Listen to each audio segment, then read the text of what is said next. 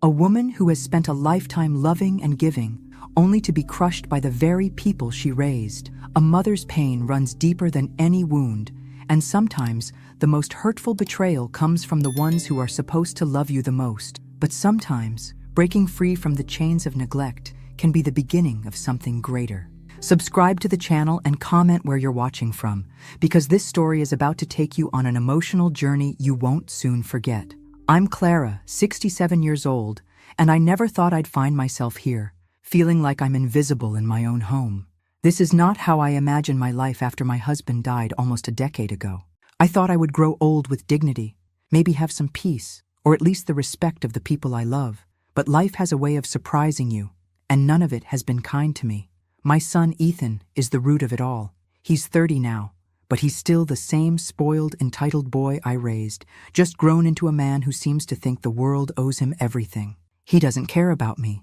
He doesn't care about anyone but himself. I think the hardest part isn't even how he treats me. It's how much I let it happen, how much I tolerated over the years. I was supposed to be a mother to him, but I forgot to be a woman first. We live in a small house in the suburbs of Chicago. One I've kept as clean as I could, despite my growing health problems. I've spent my days making sure Ethan never wanted for anything, giving him everything I could to make him happy.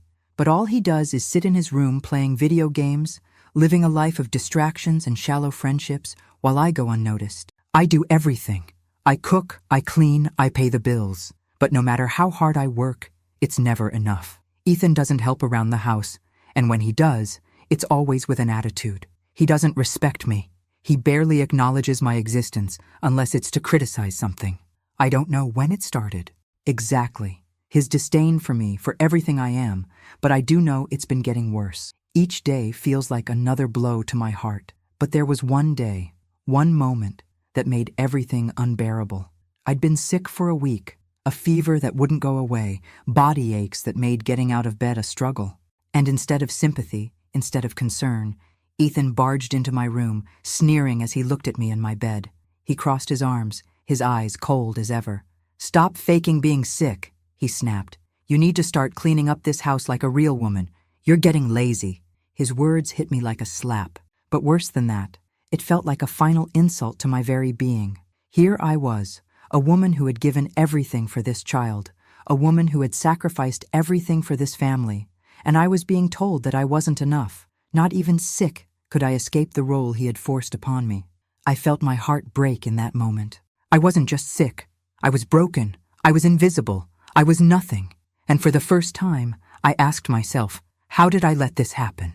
I had tolerated years of this, but something about those words hit differently. I knew I couldn't keep living this way.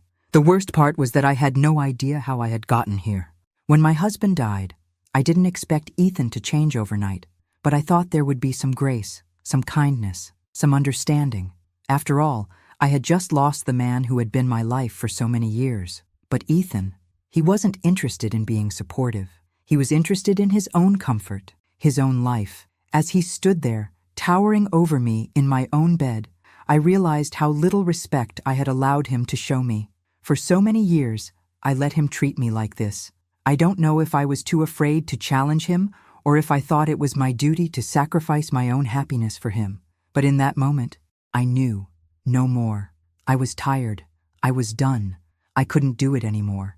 The anger swelled inside me, and for the first time in what felt like forever, I felt something other than sadness. It was rage. It was a fire that lit up every part of me. How dare he? How dare he treat me this way after everything I had done for him? I spent the rest of the day in a daze, still reeling from the sting of his words. I cleaned the house as usual, but it felt like I was moving in a fog. I felt numb to everything. And that night, as I lay in bed, I realized something. I had been living in a lie. Ethan wasn't a little boy anymore. He wasn't the child I once loved and cherished, and I was no longer the woman who would stand by and take it. I didn't know what I was going to do, but I knew I couldn't stay here.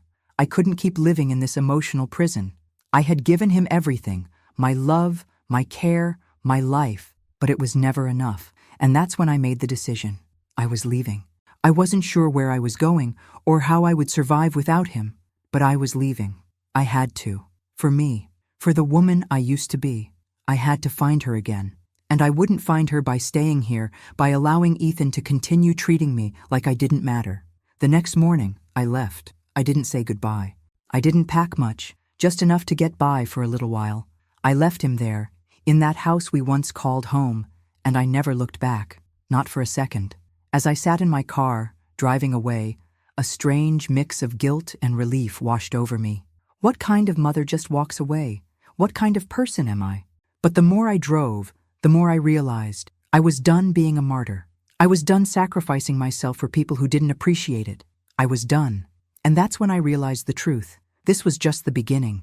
As I sit here, in this small apartment I rented, I can't help but reflect on everything that led me to this moment. The thought of leaving Ethan, of walking away from everything I had known for so many years, was harder than I ever imagined. But as much as I try to focus on what's ahead, my mind keeps drifting back to the past, the root of it all. Growing up, I never knew what it was like to feel truly loved or valued. My father was a cruel man, one who would belittle me at every turn. He was a man of few words, but when he spoke, it was always to make me feel small, to make me feel like I wasn't good enough. He'd criticize the way I looked, the way I spoke, the way I carried myself. I remember countless times, just a little girl, standing in front of him, desperately hoping for a kind word, but all I ever got was scorn. I don't know why I accepted it, but I did. I just accepted that this was what I deserved. I remember watching my mother, her face always tired, always silent, never speaking up for herself. She seemed to think that this was just the way things were, that she had no right to expect more. I learned from her, I suppose. I learned that silence was the way to survive. I learned that if I kept my head down and didn't cause trouble, I wouldn't be punished, but I wouldn't be loved either. The pattern continued when I married George. I thought I was escaping my father, but in reality, I just found a different version of him. George wasn't a cruel man, not in the traditional sense, but he was indifferent, emotionally distant. He never really saw me. He never really saw me for who I was. Instead, he saw me as someone who would take care of everything, someone who would never ask for more, never demand anything for herself. And I did. I was the perfect wife, the perfect mother. I gave and gave, but there was nothing left for me, nothing for Clara. It wasn't until George died that I realized how much of myself I had given up for others. I had lost my identity in trying to please the people around me. I was so used to being unnoticed, to being taken for granted, that when George passed, I didn't know how to find my way back to who I was. And then came Ethan. When Ethan was born, I thought everything would be different. I thought I could pour all my love into him, that he would be the one to fill the empty spaces in my heart. But instead, I ended up repeating the same mistakes, allowing him to treat me the same way I had been treated. I loved him so much, but I never gave him the tools to understand love in return. I gave him everything, my time, my affection, my care. But in the end, I realized it was never enough. He was never enough for me, and I was never enough for him.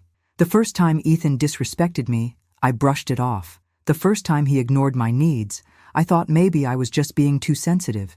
And when he started to take advantage of me, I blamed myself.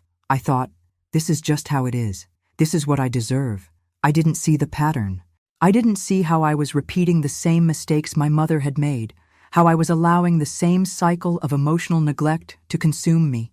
And then there was the sickness. It's strange how something as simple as a cold can be the tipping point, the thing that finally opens your eyes to everything you've been blind to.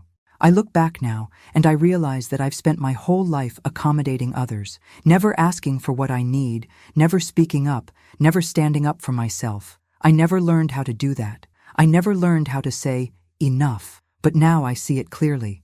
My silence, my passivity, it's been a prison that I built for myself. I allowed others to lock me in, to dictate my worth, and I accepted it. I accepted that my feelings didn't matter, that my needs didn't matter, because I didn't believe I had the right to ask for more. I didn't believe I had the right to demand respect, to demand love. And now, here I am, 45 years of living for everyone else, and no one has ever really seen me. No one ever asked, what does Clara need? The hardest part of all this, of walking away from Ethan, of leaving behind everything I've known, is that I feel guilty. Guilt weighs heavy on my chest every time I think about my son, about the choices I've made, But deep down, I know this is the only way I can start to break the cycle. I can't fix Ethan, I can't fix the past, but I can stop living in the same cycle of neglect and self-sacrifice. I've spent my whole life bending for others. Maybe it's time I learned to stand tall for myself. And yet, even now, as I sit here alone, I find myself wondering, am I making the right choice? But then, in the stillness of the apartment, a voice from my past echoes in my mind. You're not a doormat, Clara. You are more than this. And for the first time in a long time, I let myself believe it. The days after I left Ethan felt strange, as if I were existing in a fog. I didn't feel the relief I expected. I didn't feel free. Instead, there was an emptiness, a hollow space where my life used to be. The first few weeks in my new apartment were the hardest. The silence was deafening, the loneliness suffocating. I thought that running away would somehow make me feel lighter, make me feel whole again. But instead, I was confronted with the reality of my own isolation. I tried to distract myself, keeping busy, cleaning, unpacking my things, making the apartment feel like home. But nothing could fill the void inside me. Ethan's absence should have brought peace, but instead, it made me feel like I was missing something vital, like I had lost a part of myself. And then one afternoon, as I was sitting at the kitchen table, flipping through old photo albums, I got the call. It wasn't a number I recognized, but I answered anyway. It was a voicemail from the bank. Your account has been flagged for unusual activity, the robotic voice droned on. We've noticed multiple high-dollar purchases made over the past few months. Please call us immediately. I stared at the phone for a long time. My heart pounded in my chest. The weight of the world felt like it was pressing down on me in that moment. My mind raced. What was Ethan doing? What had he gotten himself into? I called the bank right away. After a long, uncomfortable hold, a woman's voice came on the line. Ma'am, can you verify your identity? I did. I felt my hands trembling as she went through the details. And then she dropped the bomb. Your son, Ethan, has been using your credit card for gambling and online purchases. He's made several large transactions, including buying gaming equipment, and there's also been a series of charges to a casino website. You've also made a number of withdrawals that have been flagged. I was stunned, speechless. My stomach churned, and a cold sweat broke out across my forehead. Ethan, my son, he'd been stealing from me. He had been using my money, the money I had worked so hard to save, to fuel his addiction. The realization hit me like a punch to the gut. I thought I knew him. I thought I understood him. But this was beyond anything I had imagined. I was devastated. The shock, the anger, the betrayal, it all crashed over me in waves. As the bank representative continued speaking, telling me what steps I needed to take to freeze the account, I could barely process her words. I could barely breathe. Ethan wasn't just selfish. He wasn't just lazy. He had crossed a line that, once crossed, could never be undone. I felt a deep pain, a wound in my chest that was so raw, so deep, I wasn't sure I could ever heal from it. My son, the child I had sacrificed so much for, had taken advantage of me in the worst way possible. He had stolen from me, not just my money, but my trust, my love, and my entire sense of security. The pain was unbearable, but in that moment, something inside me clicked. It was no longer about him. It was about me. I realized I had spent my entire life being a doormat, allowing others to walk all over me, to take what they wanted without ever considering what I needed. Ethan wasn't the first, and he wouldn't be the last, but I had the power to change that. I didn't want to live like this anymore. I didn't want to keep giving and giving until I had nothing left. I didn't want to be the person who kept hoping for a change that would never come. I had been so passive, so forgiving, for so long. But this time, it was different. This time, I was done. I took a deep breath and made a decision. I wasn't going to let him ruin me. I wasn't going to let him continue to break me down. The anger I had felt for so long, at him, at myself, was suddenly channeled into something else. I blocked Ethan's number, all of his social media accounts. I erased everything. I was cutting him out of my life completely. And then I packed a bag, just a small one, with enough for a few days. I didn't need much. I didn't need him anymore. I left that apartment with nothing but the clothes on my back and a heart full of rage, but also, strangely, a sense of liberation. I didn't know where I was going, but I didn't care. I just knew I couldn't stay there, not with the memory of Ethan's betrayal hanging over me. As I walked out into the cold evening air, The weight on my shoulders seemed to lift. The path ahead wasn't clear, but for the first time in so long, I felt like I was walking towards something better. I didn't know how long it would take for me to heal, or if I even would. I didn't know if I'd ever forgive Ethan, but I knew that this was the start of something new, something where I was finally in control of my own life. I drove without a destination in mind, the city lights blurring outside the window. My heart was heavy, but there was something else there now. Strength. A strength I had never known I had. I didn't look back, and I wouldn't. Ethan didn't know what hit him when I left. I could almost feel his confusion, his anger radiating through the phone, even though I refused to answer his calls. The first few days, he probably thought it was a game, that I would come back, like I always had before. But the silence stretched, and with it, the weight of reality began to set in. At first, there were signs of his struggle, but I didn't want to admit it. I didn't want to admit that I had caused this storm. I had left him alone, forced him to face the consequences of his own actions. But in truth, I wasn't sure how much longer I could hold on to this newfound strength of mine if I was to keep seeing what was happening to him. It started slowly. The house, which I had kept in order for so many years, fell into a state of disarray. Dirty dishes piled up, unopened mail cluttered the counters, and the bathroom became a battlefield of old towels and half-used toiletries. Ethan didn't care. Why should he? There was no one left to clean up after him. As the days wore on, I began to hear whispers through the small channels I had left open, through mutual acquaintances and the few neighbors who still kept in touch. People were noticing things. The house was falling apart. The yard, once meticulously tended to, now resembled a jungle. The utilities were going unpaid. And worst of all, Ethan's spending habits, which I had tried so hard to overlook, were now out in the open for everyone to see. The bills piled up like mountains of paper, and the bank came calling. They had given Ethan enough time to pay, but now the house was in danger. There was no one left to bail him out, no one to cover his mess. The reality of it all hit him harder than anything I had ever done. The house was no longer just a home. It was a prison, both physically and financially. I wanted to believe that Ethan would pull himself together, that maybe this was the wake-up call he needed. But I also knew, deep down, that I was fooling myself. This was the end of the line for him. He had no direction, no money, no support, and it was only a matter of time before the chaos he had created would catch up with him. As the bank began the legal process of taking back the house, Ethan became more desperate. He sold whatever he could find of value. The small things I had worked so hard to collect over the years, family heirlooms, furniture, even my old jewelry, everything that had once made our house a home, was now gone. I tried to tell myself that it was just stuff, that none of it mattered in the grand scheme of things. But it hurt. It hurt to know that Ethan had no respect for the sacrifices I had made. His addiction to gambling and online games was spiraling out of control.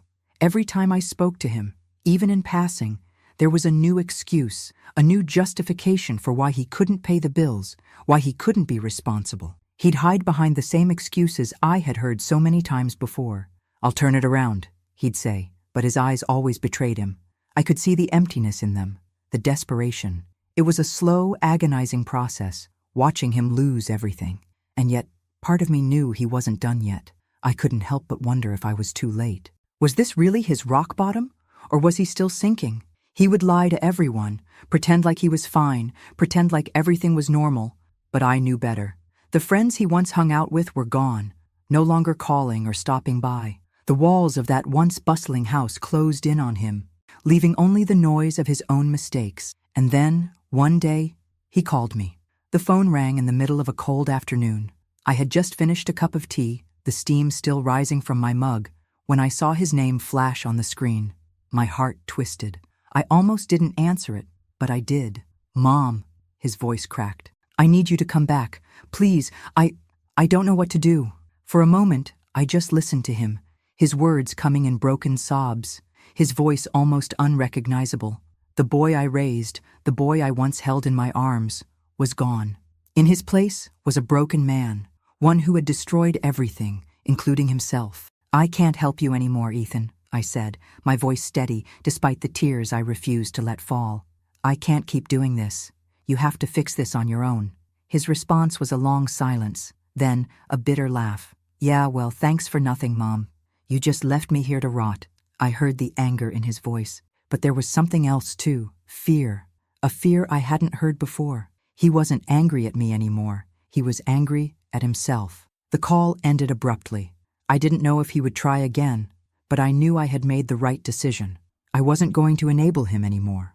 I wasn't going to fall back into the same old cycle of rescuing him. Ethan was sinking fast, deeper into his own abyss. I could feel it. He was spiraling, and there was nothing left to hold on to. The pain I had felt in the beginning, the deep ache of leaving him behind, was still there, but now it was joined by something else. The certainty that, for him to ever change, he needed to hit rock bottom first. He needed to face the consequences of his actions. He needed to see just how far down he had gone before he could find a way out. I wasn't going to save him anymore, and it hurt more than I ever imagined. But maybe, just maybe, this was the only way to help him. Months had passed since I left Ethan. Each day without him was a new challenge, but also a new step toward reclaiming my life. The apartment, once filled with the sharp edges of emptiness, had started to feel like a place I could truly call my own. I learned to appreciate the silence, to enjoy moments of solitude that once terrified me. My life was no longer a constant stream of obligations to others, and I began to heal in ways I never thought possible. But even in my new world, the shadow of Ethan loomed large. I had made the decision to step away from him, not out of hatred, but because I knew that was the only way he could ever find the strength to stand on his own 2 feet. Or so I told myself. Then, one afternoon, the letter came. It was an envelope from the bank, stiff and cold, its contents suffocating in their finality. The words leapt off the page, as if mocking me. Notice of foreclosure. I read it 3 times, my hands trembling. My mind refused to comprehend what was in front of me, but the message was clear. The house, the home I had spent so many years nurturing, the place that had once held so much life, was about to be taken away. The reason? Ethan's failure to pay the bills, his inability, or perhaps his refusal, to take responsibility for anything in his life. I didn't know if I was more devastated by the fact that Ethan had let it all slip away, or by the realization that I had allowed him to get this far. The house was at risk of foreclosure, and that letter was just the beginning. If nothing changed, everything we had built together, the life I thought we could salvage, was gone. The truth hit me like a ton of bricks. Ethan had no one to help him now. He had pushed away all the people who cared. He had isolated himself in his own destructive world. And I was the only one left who could do anything about it. But could I even do anything at this point?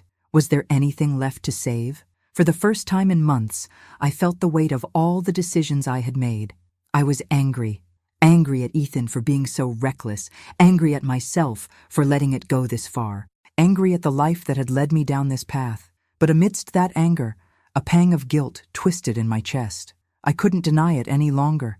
I still loved him, despite everything. He was my son, and the thought of him losing everything he had left made my heart ache in a way I couldn't ignore. The days that followed were filled with a frantic energy I couldn't shake. I contacted the bank, trying to figure out if there was any way to stall the foreclosure, but it was clear that time was running out. Each call I made felt like a desperate grasp at something that was already slipping through my fingers. But then, one evening, as I sat alone in my apartment, I felt a sudden, overwhelming need to go back. I had made my decision. I couldn't let him fall into the abyss alone. I would return. The thought hit me out of nowhere, almost like an impulse. There was no real logic to it, nothing that made sense other than the deep, burning compulsion I felt in my chest. It was as if a part of me had always known that this wasn't over, that I couldn't walk away from Ethan forever. It was time to do what I should have done long ago, show him what it meant to be truly loved, even if it had to be tough love, even if it meant that I would be hurt again. Because this time, I wasn't going back to save him from the consequences of his actions. I was going back to give him one last chance to save himself. I packed a bag, much lighter this time, knowing it wasn't about me anymore. It was about him.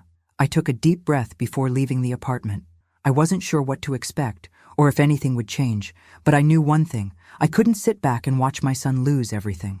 Not when I still had the power to help him find his way out of the mess he had made. The drive back to the house was long and silent, the roads familiar, but the situation so different from the last time I had left. I couldn't stop the thoughts that plagued my mind.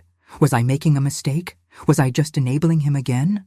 But deep down, I knew I had to do this. I had to face him. I had to be there for him, even if it meant setting aside my own pain.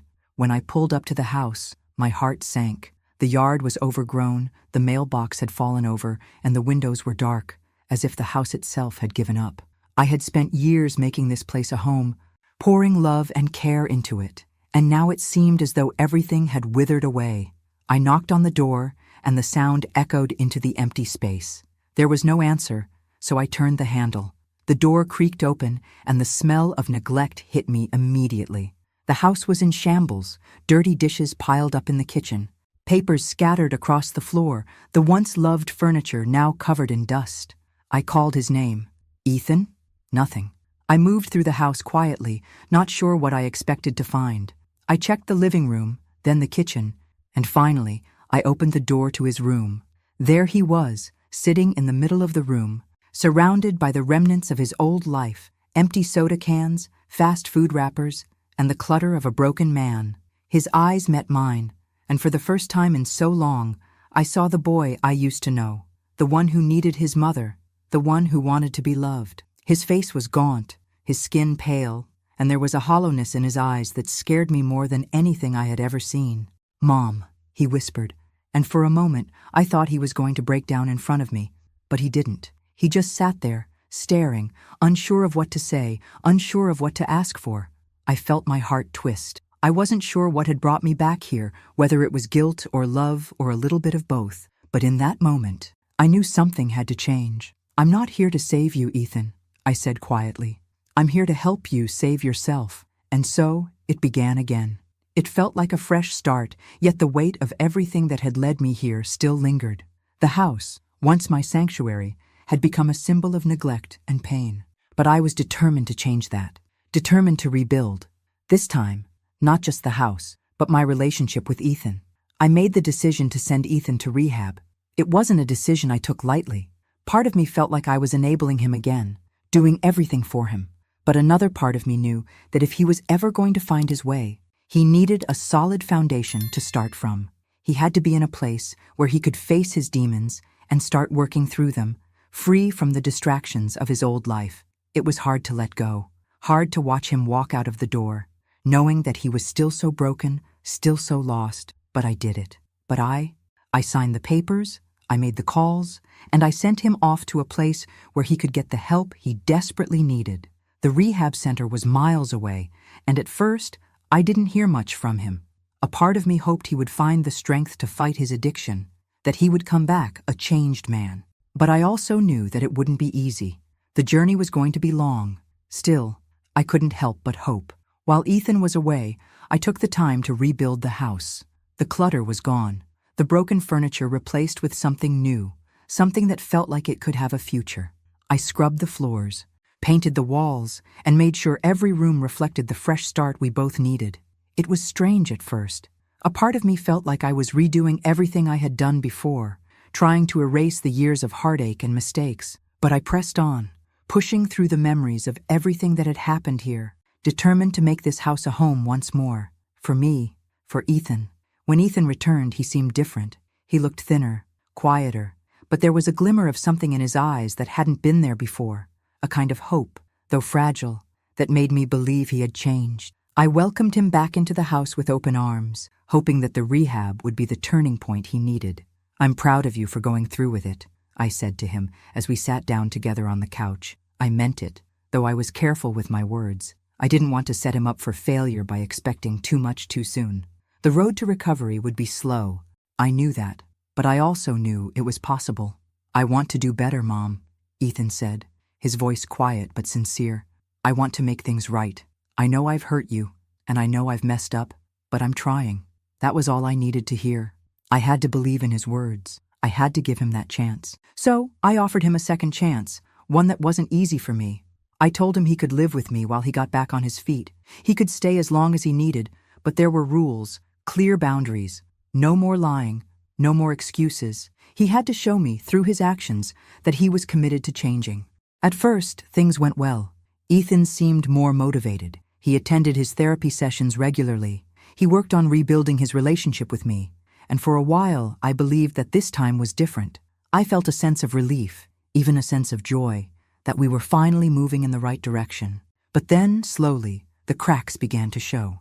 It started with small things, ignoring my requests, missing therapy appointments, and making excuses when he didn't do the things he said he would. He'd spend hours locked away in his room, the glow of his computer screen casting shadows across his face. He was drifting back into his old habits, the ones he had before rehab, the ones that had caused all the pain. I tried to confront him about it, gently at first. "Ethan, you're not keeping your commitments. We agreed on this, remember?" But he just shrugged. "I'm not a kid anymore, Mom. You don't need to treat me like one." The words stung, but I tried to stay calm. "I'm not trying to treat you like a child. I just want you to take responsibility for your actions. We both need to do this together." But each conversation ended the same way. Him retreating, me growing more frustrated. The cycle I had worked so hard to break was starting to repeat itself. One night, I found him in the kitchen, staring at his phone, a slight tremble in his hands. He wasn't gambling, not in the traditional sense, but I could tell he was slipping. He was isolating himself again, getting lost in his own world.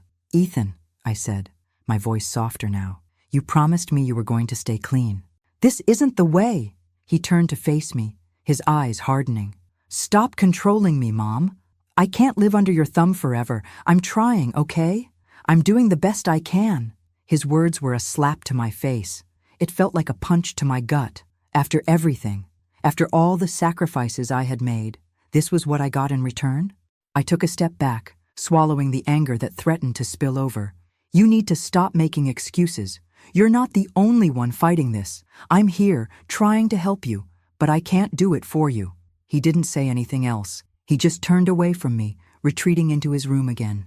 I stood there, helpless, watching him slip away, knowing that there was nothing more I could do. I had given him everything I had, but Ethan wasn't ready. I had hoped for change. I had hoped that rehab would be the turning point. But the old Ethan, the one who had abandoned me, who had manipulated me, who had turned his back on everyone who loved him, was still there. And once again, I was left standing on the edge, wondering if he would ever be able to see the life I had been trying to offer him, or if he would be lost to his own demons forever. The house had begun to feel suffocating once again. The walls, once scrubbed and fresh with the hope of a new beginning, were closing in on me. Every corner, every room, seemed to carry the echoes of the person I once thought my son could be.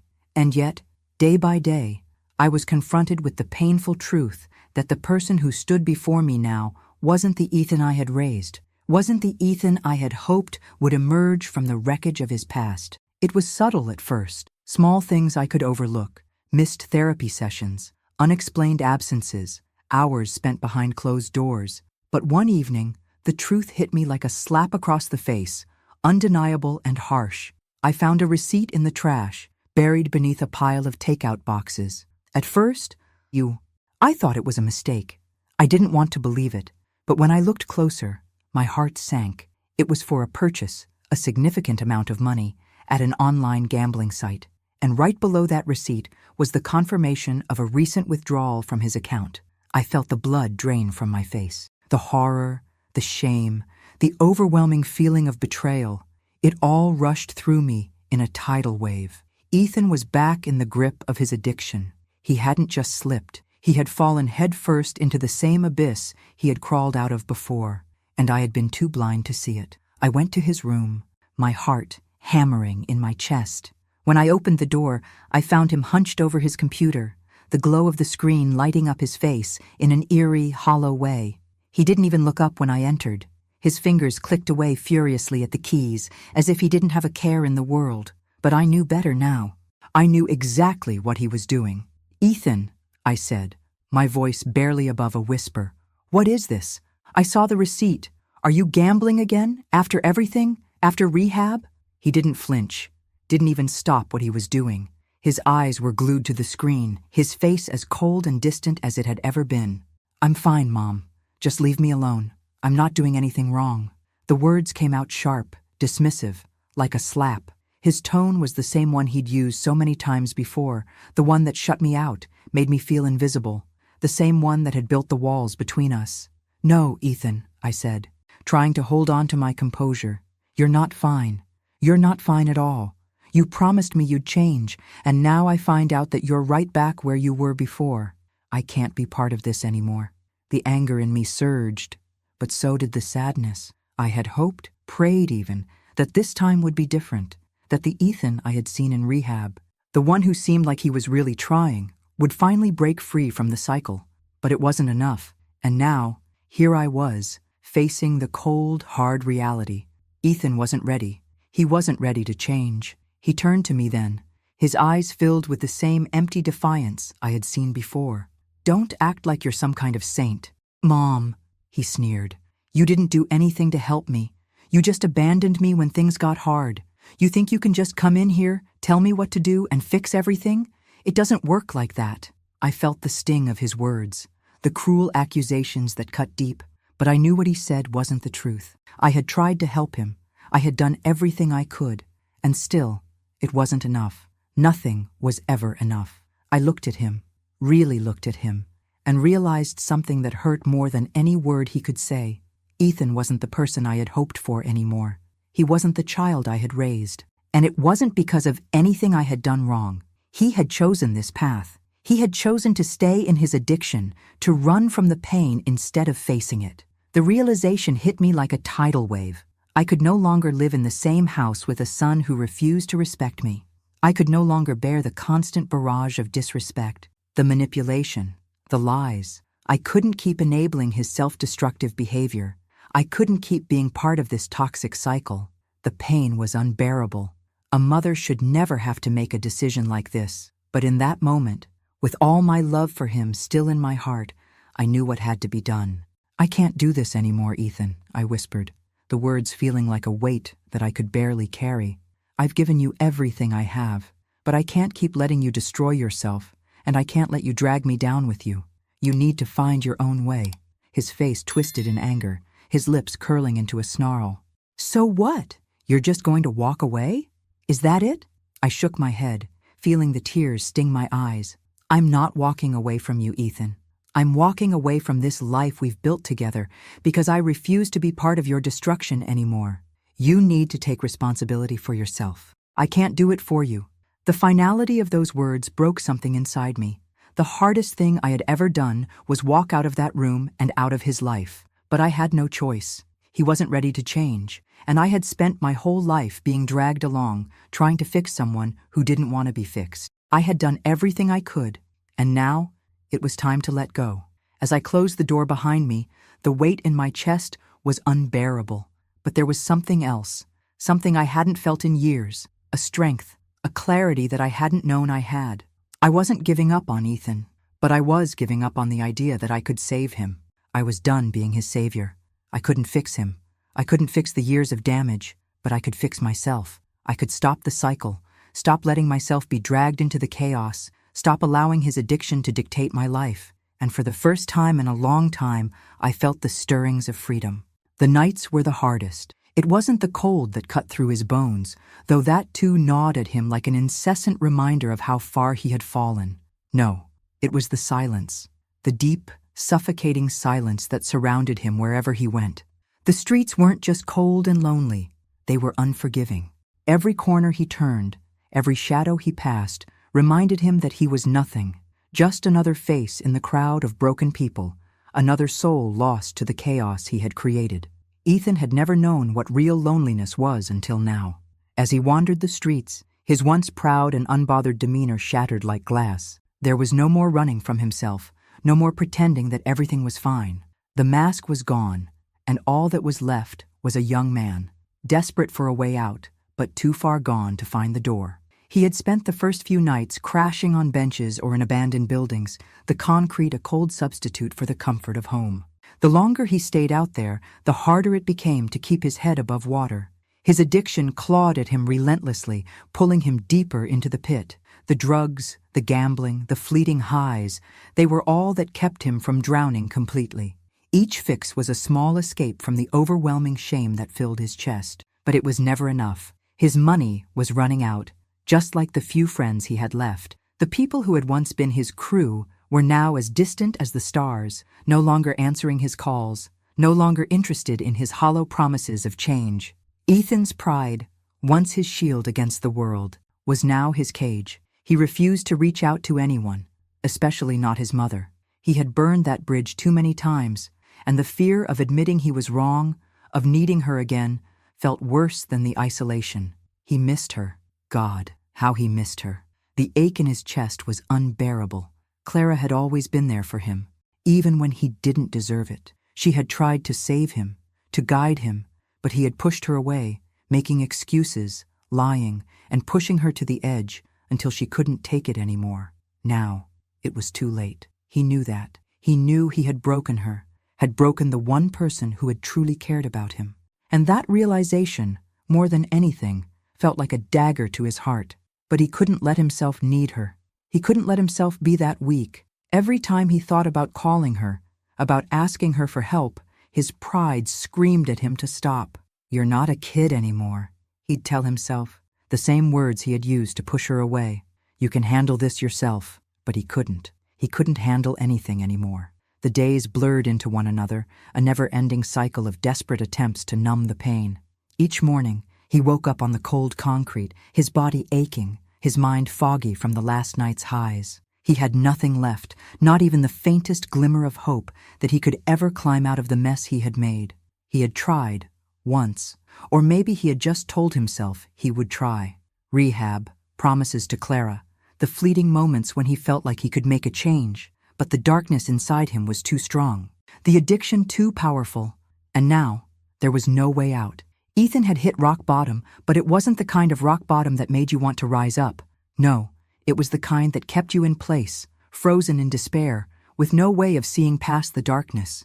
The shame was like a weight on his chest, suffocating him, and with every step he took, he felt more and more like he was sinking into the quicksand of his own making. The streets had become his home, his prison. He was no longer the boy who had dreams and ambitions, no longer the son Clara had raised. Now he was just another broken soul wandering the streets, consumed by rage, fear, and addiction. There were moments, brief, fleeting moments, when he thought about reaching out, when he thought about calling his mother, apologizing, begging her to come back and save him. He missed the comfort of her voice, the safety of her presence, but the walls of pride he had built around himself were too high. He couldn't let them crumble, not yet, and so he stayed silent. He stayed lost. As the days turned into weeks, and the weeks into months, Ethan's world grew smaller. The people who had once shared his vices drifted away, and he was left with nothing but the gnawing emptiness that he couldn't escape. He had no one except himself, and that, he had to admit, was the scariest part. Deep down, he knew something had to change, but in the suffocating silence of the streets, Ethan had no idea how to begin. The desperation, the fear, the guilt, they all melded together, and the crushing weight of them all was enough to keep him paralyzed. He had made too many mistakes, hurt too many people, and now it seemed like there was no way out. But in those rare moments of clarity, when the fog of addiction lifted just enough, he would remember Clara. He would remember the warmth of her embrace, the love in her eyes, and the life they had once shared. And for a brief, impossible moment, he wondered if there was any way back to that life. But pride wouldn't let him ask for help, and fear kept him from believing it was even possible. So, he kept walking in the dark, hoping that one day, somehow, he would find a way to turn his life around. But the road ahead seemed endless, and the distance between him and the person he used to be, between him and the person his mother had always believed he could be, felt like a chasm he could never cross. It had been months since I walked away, but even now, the absence of Ethan haunted me in ways I couldn't quite put into words. The silence in my apartment felt heavier than any sound. I had gotten used to being alone, to having my own space, my own time. But in the quiet moments, when I allowed myself to really think, there was always a shadow, a memory of the son I had loved, the son I had tried to save, and the son who had broken my heart over and over again. I had worked hard to create a life for myself here, far from the chaos of my old home, far from the constant anxiety of Ethan's struggles. I found comfort in the simplicity of my days, reading, tending to my small garden, even taking long walks around the neighborhood. But despite all the things I had gained in my solitude, there was a gnawing emptiness that wouldn't go away. I couldn't stop thinking about him. I thought the pain would fade. I thought that by distancing myself, I could protect myself from the relentless ache of wanting to help him, of feeling responsible for him. But it didn't work that way. No amount of distance, no amount of self-care could quiet the part of me that was still a mother who, no matter how many times she was hurt, could never stop caring. The love I had for Ethan was still there, buried under the weight of all the mistakes, but it was undeniable.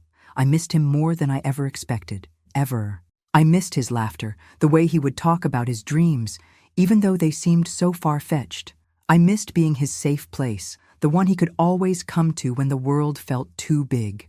And I missed the boy I knew he could be, the boy I had raised with so much hope and love. I tried not to think about how he was doing. I tried to bury the thought of him in the streets, alone, struggling. But no matter how much I tried, the thought wouldn't go away. I could feel the weight of his absence like a constant ache, a reminder that something was broken, and that despite everything, I wasn't ready to let go. I had spent so many years tolerating disrespect, lying to myself, and convincing myself that if I just loved him more, tried harder, things would get better. I had bent so far that I almost lost myself in the process, but now I understood something I hadn't before. Love was not enough if the other person wasn't willing to meet you halfway. I had learned that the hard way. But I had also learned that love, even from a distance, could still be powerful. It could still drive change if I was willing to let it. I sat on my couch one night, staring at the empty space where he used to sit, the place where I used to wait for him to come home. My heart was heavy with the memories of everything we had been through. He had caused me pain, yes, but there was a deeper truth I couldn't ignore. I still loved him. The fact that he had hurt me so much didn't change that.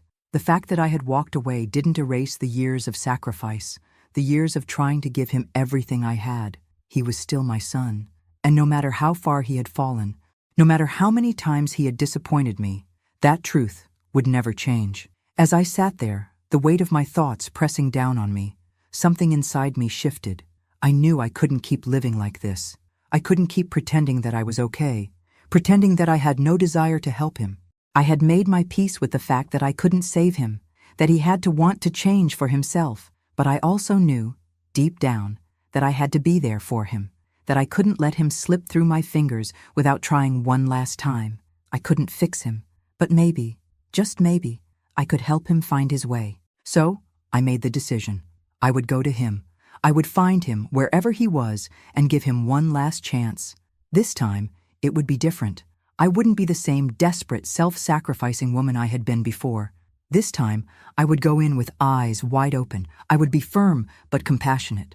But I would hold the boundaries I had set, but I would show him the love he needed, the love he had never truly known how to accept. I would not let him destroy himself. I would not let him stay lost. The next morning, I packed a small bag, not sure what I would find, not sure if he would even want to see me.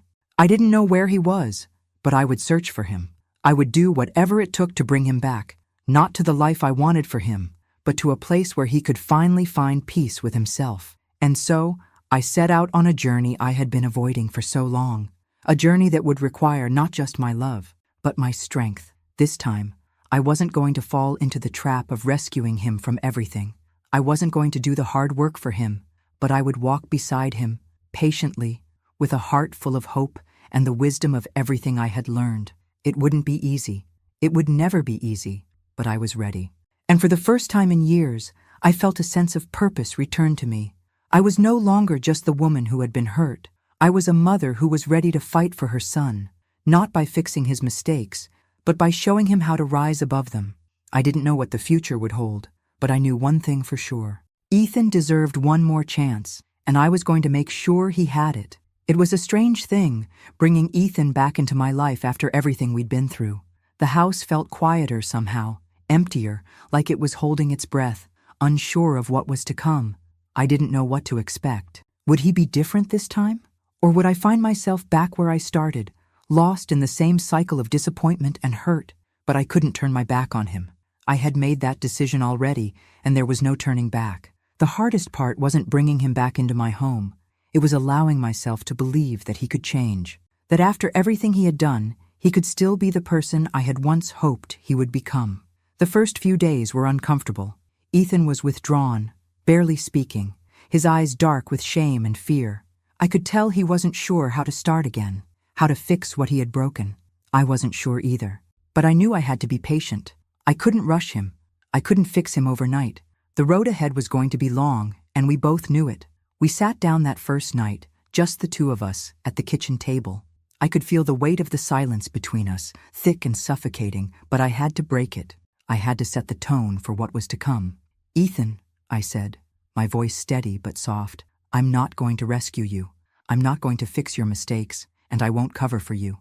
But I will walk beside you if you're willing to do the work, if you're willing to fight for yourself." His eyes flickered with something I couldn't quite place. Maybe it was fear, maybe it was shame, or maybe, just maybe, it was the flicker of hope, the hope that he could still change, that he could still be the person I had believed in all those years ago. "I don't know if I can do this, Mom," he whispered, his voice raw. "I don't know if I'm strong enough." "I believe you are," I said, my heart aching at the vulnerability in his voice. "But I need you to believe it too. This won't be easy. It'll be the hardest thing you've ever done, but it's the only way." We both sat there, a fragile understanding hanging in the air. I had set the boundaries. No more lies, no more excuses, no more toxic behavior. But I also made a promise to him. I would be there. Not to carry him, but to help him find his own strength. The next day, I took him to therapy. At first, he resisted, unwilling to talk, unwilling to face the demons he had buried deep within himself. But I insisted. I wasn't going to let him retreat again. Not into himself, not into the darkness that had almost swallowed him whole.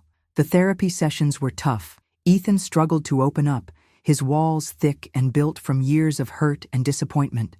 He would sit there in silence, the therapist's questions hanging in the air like an unspoken challenge. But each session, he started to crack a little more. He began to share pieces of himself, pieces that I hadn't seen in so long. I could tell it wasn't easy for him, that he was fighting against the urge to shut down, to hide. But he was trying, and that was all I could ask for. Alongside therapy, I encouraged him to attend church with me. I wasn't sure if he would go for it, if he would resist, but surprisingly, he didn't fight me on it. Maybe it was because he didn't know where else to turn, or maybe it was because he was searching for something he couldn't name. We started going every Sunday, sitting in the back row, and for the first time in a long time, I saw a flicker of peace in his eyes. The sermons were simple, but they seemed to resonate with him, with both of us. For once, we weren't just living in the chaos. We were trying to heal, trying to find something greater than ourselves to hold on to. The change wasn't immediate.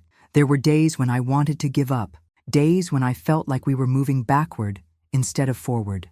But over time, Ethan started to show small signs of recovery. He began to open up more, to speak more honestly about his struggles, his fears, and the pain he had been running from for so long.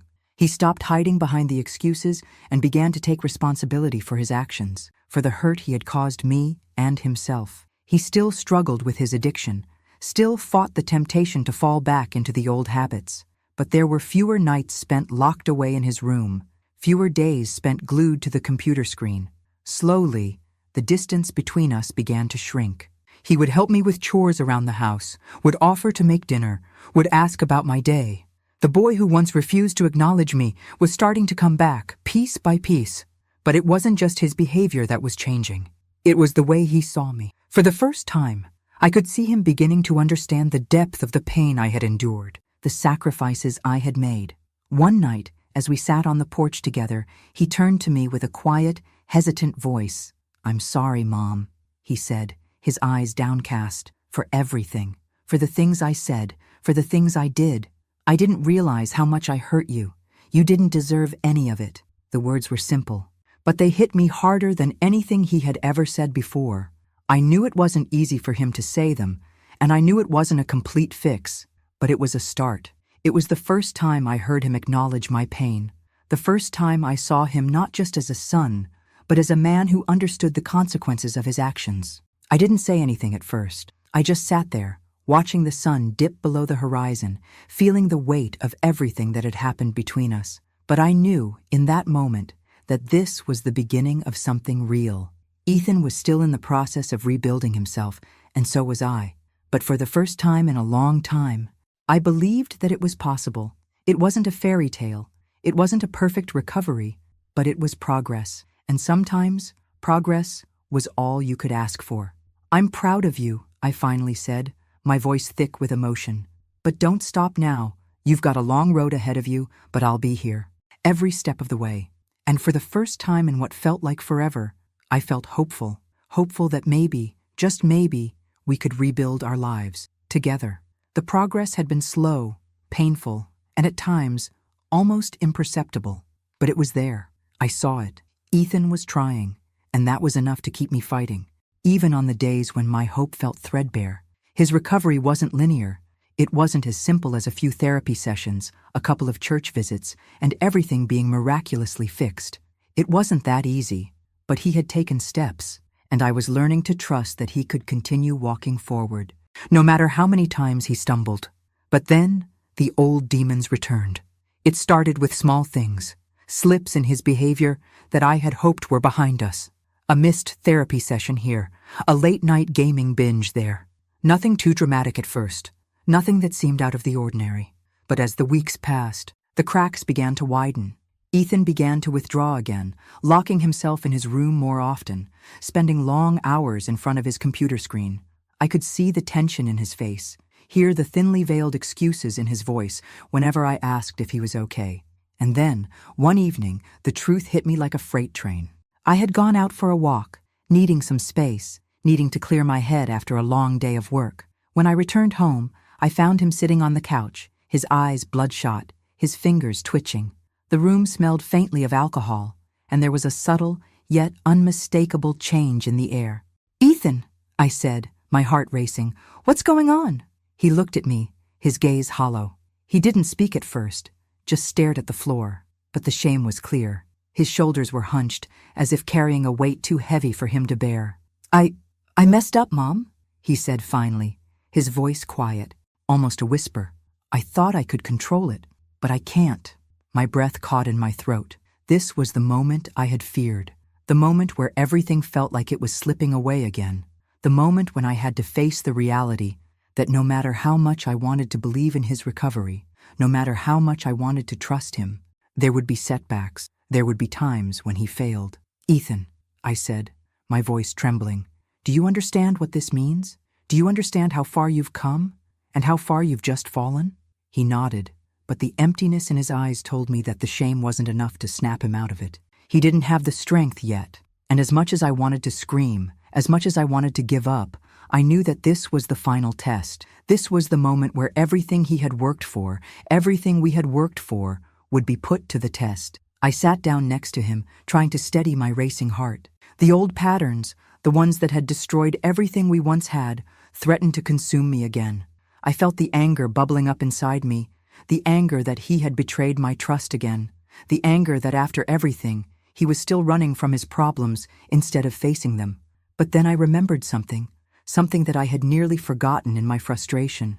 Ethan was still my son, the same boy who used to sit on my lap, laughing and playing, the same boy I had held close in my arms, the same boy I had once been proud of, the boy I had to save. "Ethan," I said, my voice softening, "I'm not going to give up on you, but you have to do the work. This is your fight, not mine.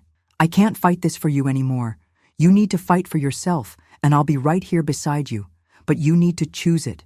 You need to choose to face the pain instead of running from it." Tears welled up in his eyes, and I could see the battle raging within him. He wanted to change, but he was still so lost in his pain. He wanted to be better, but he was terrified of the journey it would take to get there. "I don't know how to fix this," he whispered, his voice cracking. "I don't know how to fix me." I took a deep breath, gathering all the strength I had left. This wasn't just about Ethan anymore. It was about me too. It was about not letting my own fear, my own pain, dictate the choices I made. It was about me learning to forgive, not just him, but myself. The forgiveness I was about to offer wasn't easy. It wasn't clean. It wasn't a simple, everything's okay now moment. No, the forgiveness I had to give was messy, raw, and painful, but it was necessary for both of us. "I don't expect you to be perfect, Ethan," I said, my voice thick with emotion. "I don't expect you to get it right every time, but you have to try. You have to keep trying, because I can't do this for you anymore. You're the only one who can make the choice to get better." Ethan sat there, his face buried in his hands, his body shaking with silent sobs. I could hear the pain in his breath, the weight of all the years he had spent running from his demons. The anger I had felt earlier began to melt away, replaced by something deeper: compassion. I understood his fear. I understood his hesitation. It wasn't just the addiction that was holding him back. It was the shame. It was the fear that he wasn't worthy of redemption. I reached over and placed my hand on his shoulder, giving him the space to cry, to grieve, to let go of all the things he had been holding in for so long. "I forgive you, Ethan," I said quietly. "But I need you to forgive yourself. You don't have to be perfect. You just have to keep trying." For the first time in what felt like forever, Ethan looked up at me, not with shame, but with something more: hope. It was fragile, but it was there. I saw the boy I used to know, the boy who could be so much more than his mistakes. "I'll try, Mom," he whispered. "I'll try." And that was enough. I didn't know what the future held for us, or if he would face more setbacks, but in that moment, I realized that forgiveness wasn't just for him. It was for me, too. I had spent so much time holding on to my own pain, holding on to my own need for things to be perfect, that I had forgotten how to let go. Letting go of the past, letting go of the anger, the fear, the shame, was the only way forward.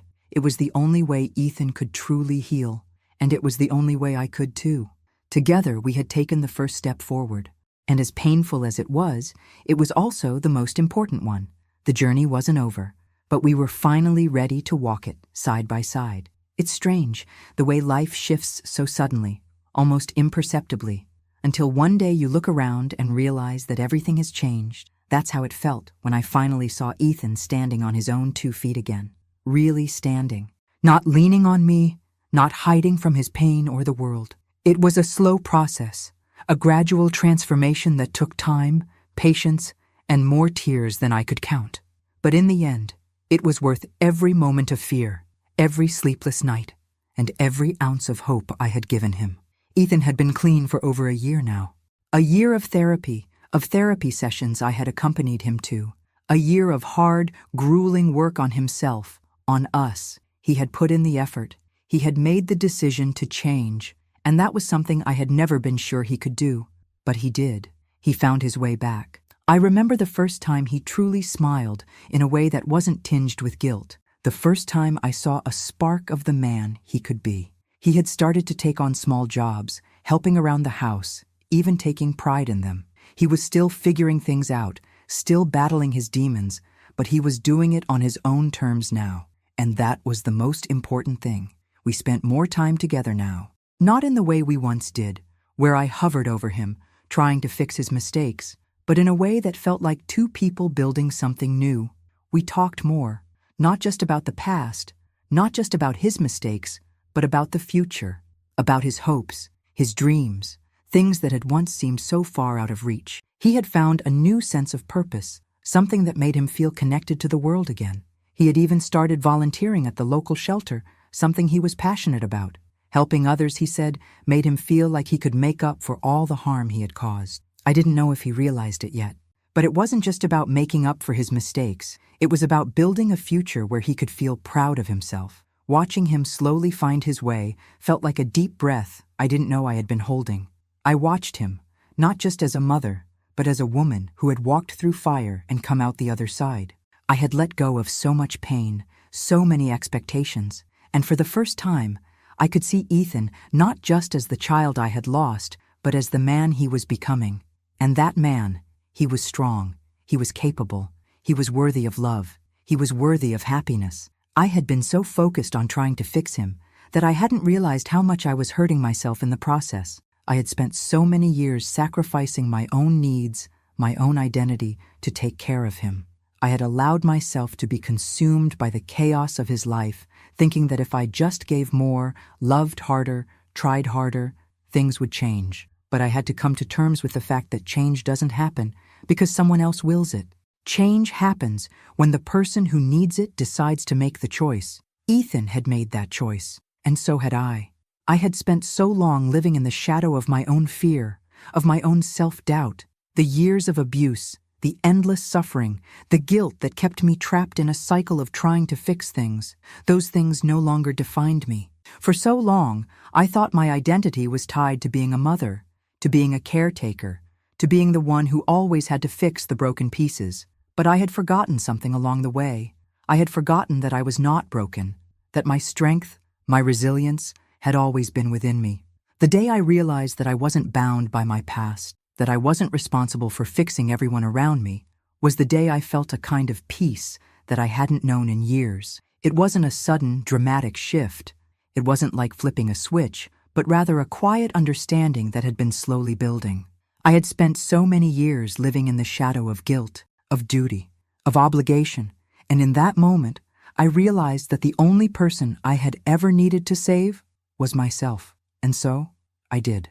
I saved myself. Ethan was on his way to becoming the man I had always known he could be, but I was no longer trapped in the role of martyr, of the woman who constantly gave of herself until there was nothing left. I wasn't going to let him, or anyone else, define my worth. I wasn't going to let my past dictate my future. I found joy in the little things now. Quiet mornings with a cup of coffee, walks in the park, moments of stillness that I had never allowed myself to experience before. I had learned to let go of the things I couldn't control and embrace the things I could. I had learned to love myself, to find value in who I was, not in what I could give to others. And when Ethan came to me one evening, his eyes filled with gratitude, his voice shaking slightly as he said, "Mom, I'm finally proud of myself. I'm finally proud of us," I knew, deep in my soul, that we had both found our way. We had both fought our battles, and we had both won.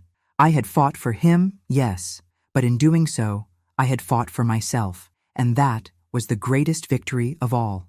In the end, it wasn't just about Ethan's recovery, it was about my own.